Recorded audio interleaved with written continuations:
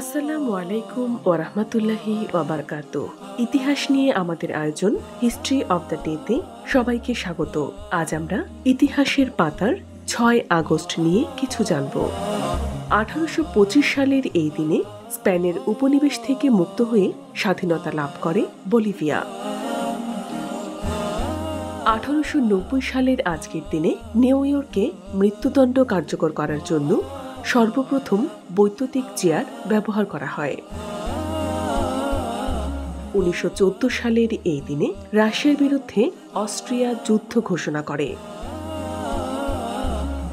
১৯৪৫ সালের আজকের দিনে জাপানের হিরোশিমায় যুক্তরাষ্ট্র বিশ্বের প্রথম পরমাণু বোমা নিক্ষেপ করে।